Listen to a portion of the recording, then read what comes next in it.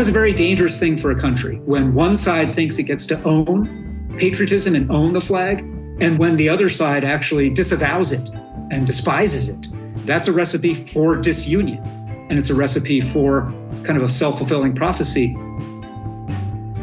Welcome to Good Citizen, a podcast from the Theodore Roosevelt Presidential Library. I'm Ted Roosevelt. Today's guest is almost too perfect for this podcast. Eric Liu is the founder and CEO of Citizen University. His organization confronts something I definitely see more of today, and that is this sort of hyper-individualism, this cynicism, and general feeling of powerlessness that is so pervasive among Americans. His Civic Saturdays are these faith-like gatherings where people sing together, they hear readings, they consider a sermon about the role of being a citizen that help foster a community of togetherness all across the country. Our conversation explores the layered dynamics of power, history's enduring lessons, and the significance of embracing patriotism. It is my pleasure to share this conversation with you.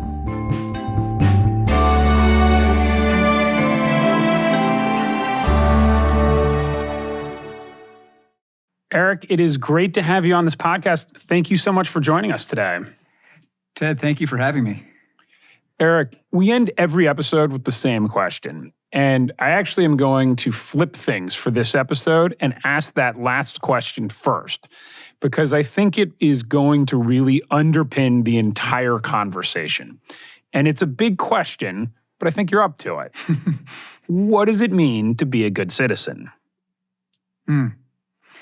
Well, first of all, let me just back up. In even using that word in the name of our organization, Citizen University, and all of our mission statement is about building a culture of powerful, responsible citizenship.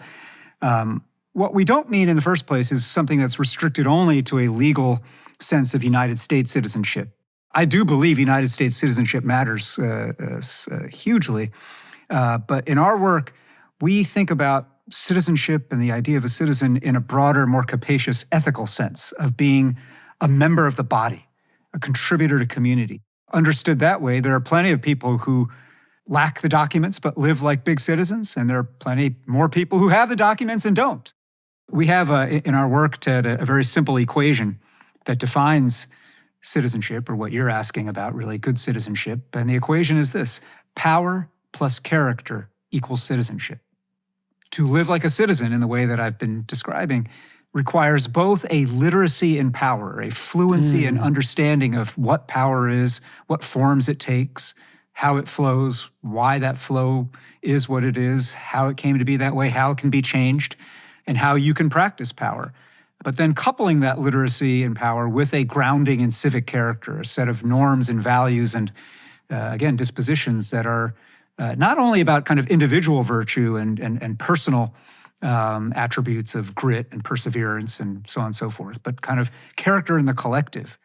Why or how did you discover the importance of the literacy in power as it relates to citizenship? Well, power itself is a word that a lot of people have an allergic reaction to. It seems a little bit like a dirty word. People are power mad, they're power hungry, someone's going on a power trip. Those aren't generally like words of praise, right? Power is a bad thing. And I think one of the things that we teach centrally in our work is that power is not inherently a dirty word or a dirty thing. Power is like physics or fire. It just is. It is a force that it certainly can be put to negative, malevolent uses, but it can be put as well to beneficial uses. In fact, the fact that they can be put to malevolent use only doubles your obligation to understand what to do with these things and how they could actually be put to beneficial use. And the other part of your question, why literacy, I think is maybe at the heart of your question. It's hardly even metaphorical. To be able to read and write is a central skill in a society, and to be able to read and write power is also a central skill of citizenship in a democracy. If I were to ask you, sitting in Brooklyn, draw me a map of power in Brooklyn. You had a whiteboard. Like, okay, you might start with, who's the member of the city council that represents my part of Brooklyn? Who's the captain of the police precinct here? And that'd be one layer of power in Brooklyn. And then you'd get to, okay, well, this business person, this developer, this person who runs a local press here, this person who runs an ethnic press here. And all of a sudden, you'd have a much more complex picture of who runs Brooklyn. You realize that that's a thing to be able to write and read, and therefore to be able to rewrite and to be able to revise. And that, to me, is a matter of literacy.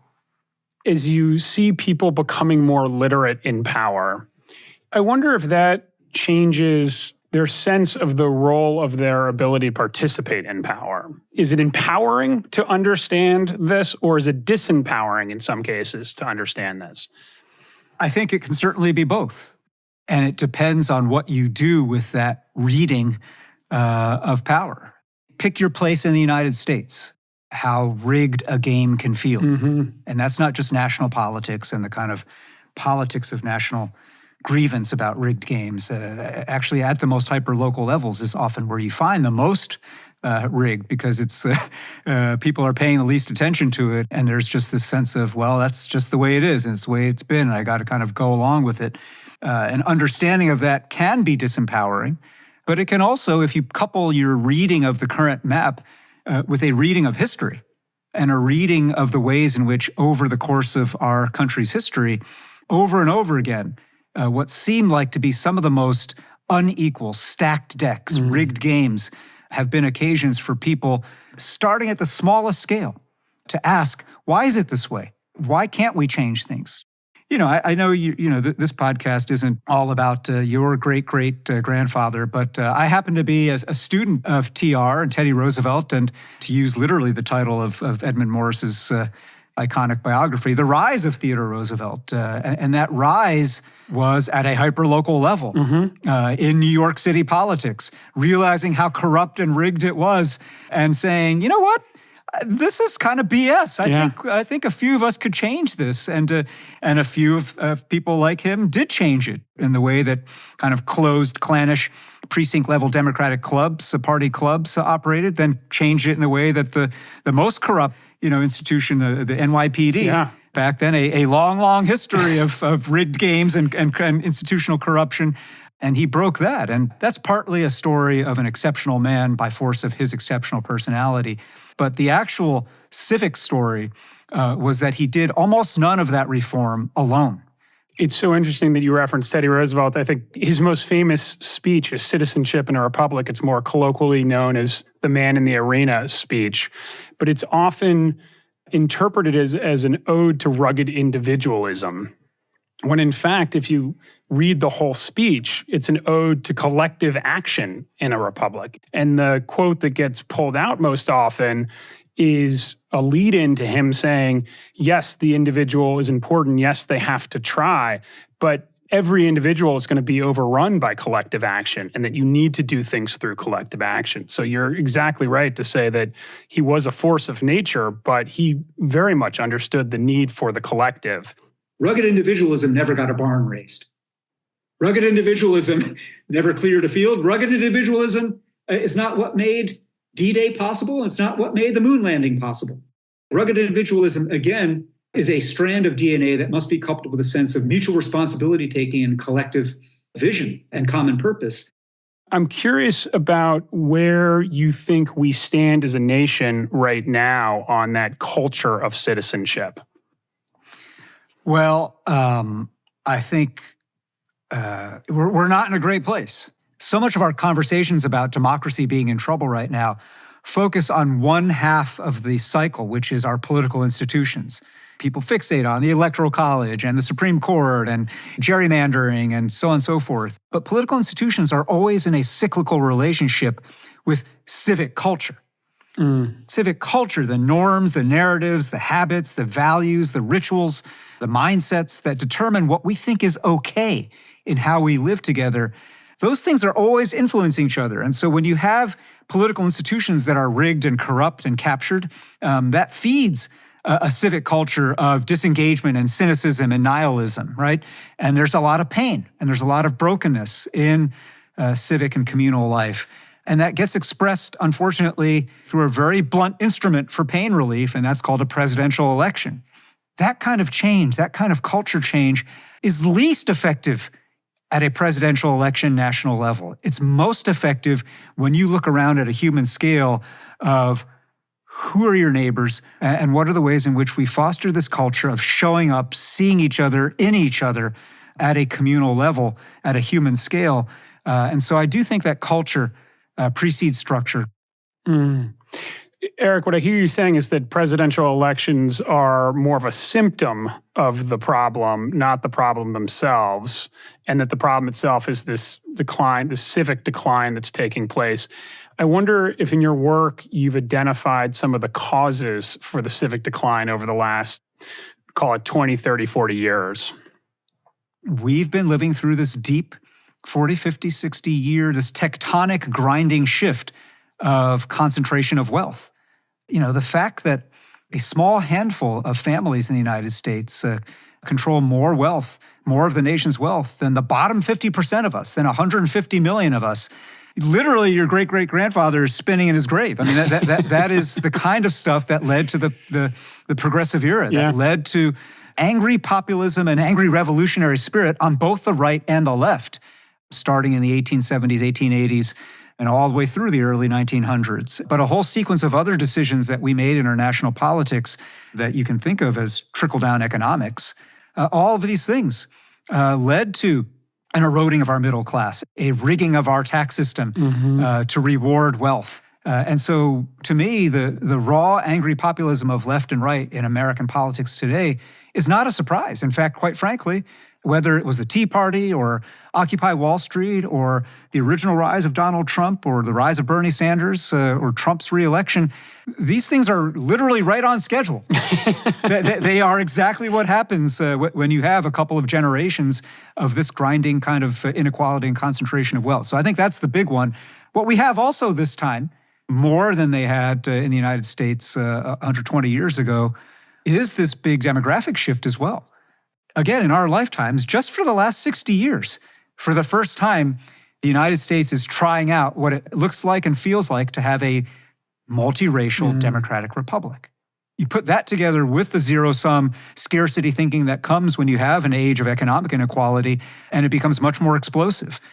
What I think is maybe the silver lining in what you're talking about is when you talk about things sort of being right on time and that it's happened before, it suggests that this is a cyclical trend as opposed to a secular trend. But I guess the underlying question would be, do you believe that? Do you believe that this is a cyclical trend, that this is something that does happen and that there is a pathway out of this? I believe that it is an emergent trend. I believe that the angry zero-sum nativism and angry populism on both left and right in the United States right now is the emergent phenomenon that comes out of a complex adaptive ecosystem that gets rigged the way ours has gotten rigged. I don't say cyclical, though, because cyclical almost can give you a little too much confidence of, well, things go this way and then things correct themselves and it happened before, it'll correct itself again. No. Emergent phenomena are emergent in that cause leads to effect, but then what we do with those effects, what the effects in turn cause us to do, that's unwritten. And when you get to a point where people get checked out, where people just start yearning for a strong man to fix things for us, where strong men come to power through democratic means, through what some of the founders feared as a mobocracy, people start feeling like, you know what I want is not freedom, but freedom from freedom. When you look at authoritarian systems, autocratic systems, systems that have to run up through a central command and control to a central leader, those are systems that are completely not resilient. They can't adapt because they don't take the signals from the bottom up. And a democracy sends signals from the bottom up. And again, a presidential election is a very blunt way of receiving and sending those signals. And as much as I don't like Donald Trump, the man and the public figure, I am very attuned to those signals. And I want to figure out, how does this system, how does the body heal itself? And it heals itself by listening to those signals. What are the pain points? So again, it's not cyclical in the sense that, oh, the pendulum is going to swing back and we're going to fix ourselves. It's emergent in the sense of this stuff is happening now. Now we get to choose and we get to decide how do we respond to these signals. My interpretation of the most recent presidential election was that most voters were faced with two candidates, one of which was saying the system's broken, one of which was saying the system's fine and we need to make some small changes on the margins. And the main signal that was sent was there's a strong sense that the system is broken right now. And I don't know that message is an incorrect message on the whole. The system is broken. Most of us are not being represented by our system right now.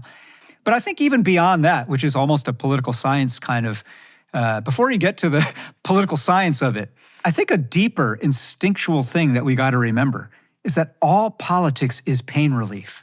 Like I said, a presidential election is a very blunt instrument for pain relief. It's a binary, it's very oversimplifying. But in the 2024 election, one candidate offered pain relief. The other candidate, not really. One of the programs we have at Citizen University are these gatherings that we started in 2016 called Civic Saturdays. And these gatherings are like a civic equivalent to a faith gathering. They're like a civic church or synagogue or a mosque, and they're happening at every scale of local life, at a neighborhood level, at a city level.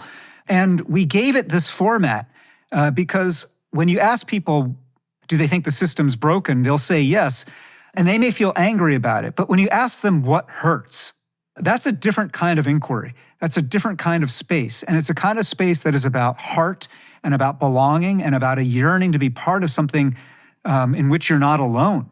And it makes you remember and recognize that democracy itself only works if enough of us believe democracy works. And that is a measure of faith. Mm-hmm. We take a leap of faith every day to think that the game doesn't have to be rigged forever and people don't have to be screwed over forever. But you have to nurture that faith, and you have to be reminded that you're not alone in your loss of faith, in your doubt about whether the system actually is going to work for me. You can't just do that as a spectator scrolling and doom scrolling, looking at national politics. You've got to be able to join face-to-face with people like you and unlike you and sit in a room and talk about what hurts, be reminded of what we have in common, and then recommit as one does at a faith gathering. Recommit to each other, recommit to trying to make this thing work. Everybody has to start searching out or creating spaces and arenas and rituals where we can start feeling our way forward together.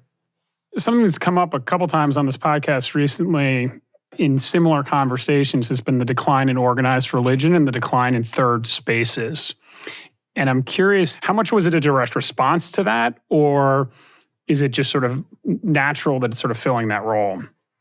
When the 2016 election happened, we said, okay, we can't take our time mapping out a plan for Civic Saturdays over the next few months. Like, we got to do one now, like Saturday. And so, 4 days notice, we put together, it was the Saturday after the 2016 election, the very first such gathering. And we just whipped it together, just creating gatherings in which people could express voice, having a rough frame of a faith gathering, finding somebody who could sing. And we used the basement reading room of Elliott Bay Book Company here in Seattle, our great independent bookstore. And we hoped that 30, 40 people might show up at this first one. And 220 people crammed into this reading room because we tapped into something. This was not an intellectual, cognitive thing of, it seems like over 75 years there's been a decline of da-da-da-da. Let's create some associations that can kind of counter that decline. No, this was people are hurting and there's no place for people to go. Let's make something. Let's invite people into a space. To me, democracy is not a machine. It's not a mechanistic, technical cogs and gears thing that you kind of oil from time to time and it runs itself. Democracy is a garden, and gardens require gardeners. Gardens don't run themselves. If you treat a garden as a laissez-faire affair, it'll go great for a while, but then pretty soon noxious weeds take over and the thing dies.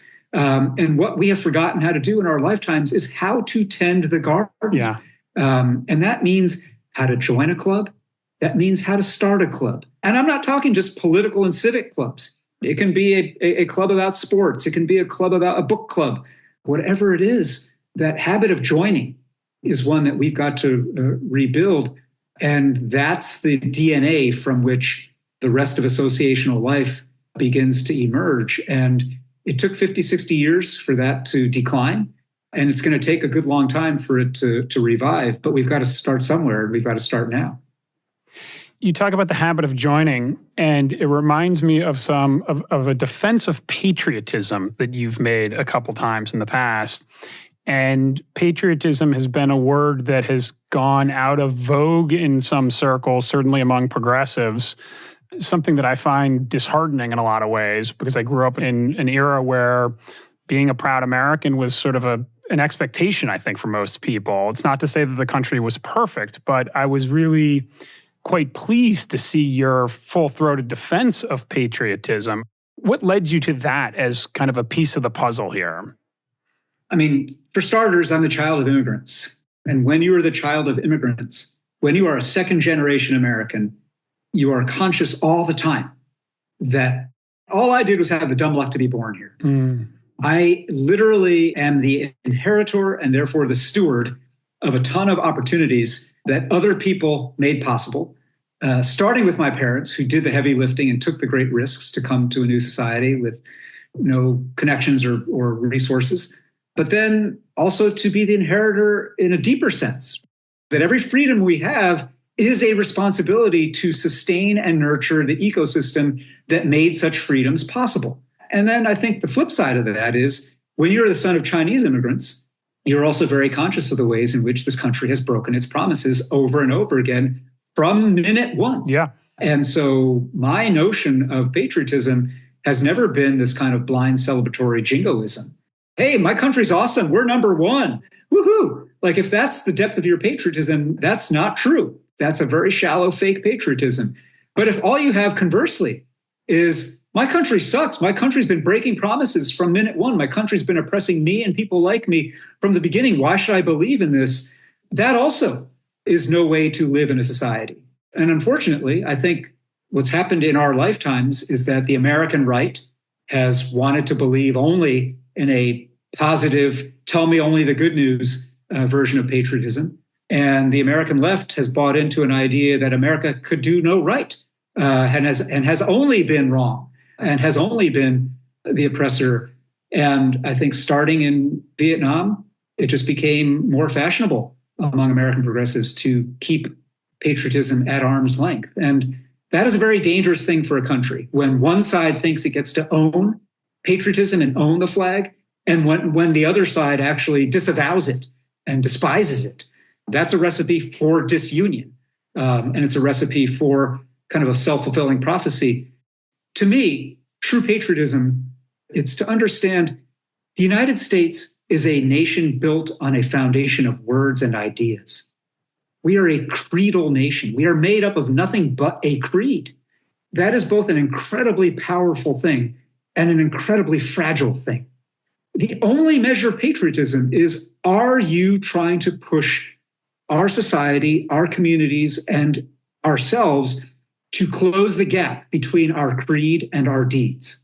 And a country that has had as its heroes people like your great-great-grandfather, who was an incredible progressive, an incredible force of nature, an incredible reformer, and not to be anachronistic, but held views that would not be considered enlightened today, and was a proud imperialist in many ways, and had many things that were part of the ugly that go along with the good, and had worldviews that were part of the bad that go along with the beautiful, right? That to be a true patriot is to close that gap, but also to remember that union means holding all these things together in an integral whole. That there is no pure vision. There is no vision of, I'm 100% pure and good, and I've excised from myself and from my life all the impure and the bad. That is a road to authoritarianism, thinking that you can just get purity and banish the impure. Our history is impure. Our communities are impure. Our leaders are impure. And frankly, our own hearts are impure in this way. The point isn't to try to banish the bad parts. The point is to accept them, to recognize them, and then to commit to transcending them and minimizing them in ways that are grown up and in ways that are about the beautiful possibilities again, of a multiracial mass democratic republic. It's beautiful. And what are maybe the more practical, actionable items that people can do at this point to embody that spirit now? The first practical thing I would say to every listener is join something right now. Like join a club, join an association, build that muscle of being with a group of unlike people where you have to come to a common agenda toward common purpose, resolve differences under a common set of rules and expectations. The second thing I would say is read and take in media in a way that is not just from sources you agree with. Diversify your diet. But if you are left of center, start reading principled conservatives. Mm-hmm. If you are conservative, a moderate conservative, start reading thoughtful people on the left. And so you've got to diversify your diet intellectually, ideologically, and politically. The third very practical thing is just serve in ways that are about a third thing. And what I mean is this: any form of service at the local level, any form of volunteerism or engagement.